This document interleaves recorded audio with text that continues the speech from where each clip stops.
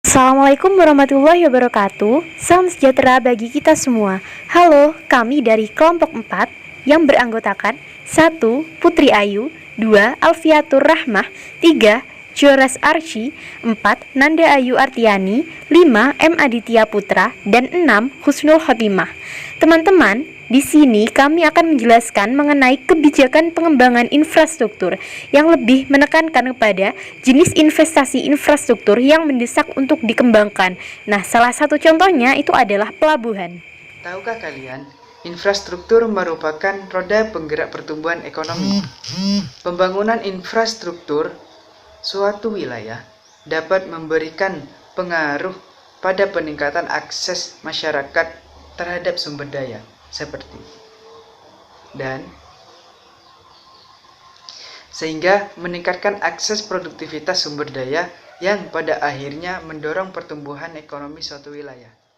Pelabuhan merupakan sebagai infrastruktur transportasi laut yang memiliki peran yang sangat penting dan sebagai bentuk strategi pembangunan industri dan perdagangan, serta merupakan segmen usaha yang memberikan kontribusi bagi perekonomian Indonesia dan pembangunan nasional.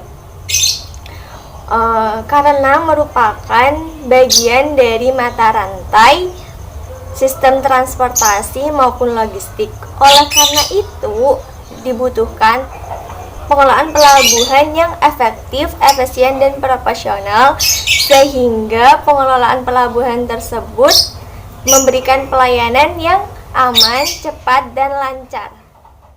Transportasi laut memiliki peranan penting bagi pendistribusian barang dan jasa di Indonesia, khususnya Indonesia bagian timur. Untuk mendukung hal tersebut, maka dibutuhkan sekali fasilitas dan juga infrastruktur yang memadai di pelabuhan-pelabuhan di Indonesia. Contohnya, gudang, alur pelayaran, instalasi limbah, dan lain sebagainya. Pembangunan infrastruktur pelabuhan membutuhkan biaya yang besar. Keberhasilan ataupun kegagalan dari proyek tersebut akan memiliki implikasi jangka panjang. Fasilitas dermaga dan lapangan penghubungan pada umumnya mengalami kritis. Untuk menghadapi pertumbuhan lalu lintas angkatan laut pada periode 5 tahun mendatang, maka dibutuhkannya pembangunan strategi, yaitu perluasan pembangunan infrastruktur yang terdiri dari 1.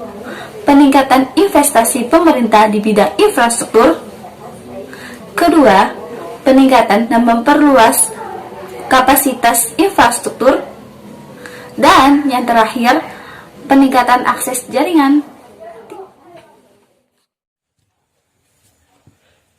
Kebijakan pemerintah dalam pengembangan infrastruktur pelabuhan untuk kegiatan agribisnis antara lain adalah: yang pertama, investasi infrastruktur. Dengan adanya efektivitas investasi infrastruktur dapat meningkatkan perekonomian, karena dengan adanya investasi maka akan terjadi stimulus pada pemanfaatan sarana dan prasarana infrastruktur. Contohnya seperti di daerah Kabupaten Muna Barat, Sulawesi Tenggara, terjadi suatu kerjasama dengan pihak swasta untuk menginvestasikan sebuah kapal untuk beroperasi pada rute Pajala dan KPSUT.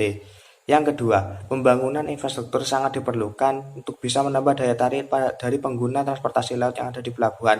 Terlihat dari kebijakan pihak Disub Kabupaten Muna Barat yang membangun dermaga pada pulau-pulau kecil yang ada di Muna Barat, sehingga diharapkan dapat menambah daya saing antar kabupaten di daerah Sulawesi Tenggara.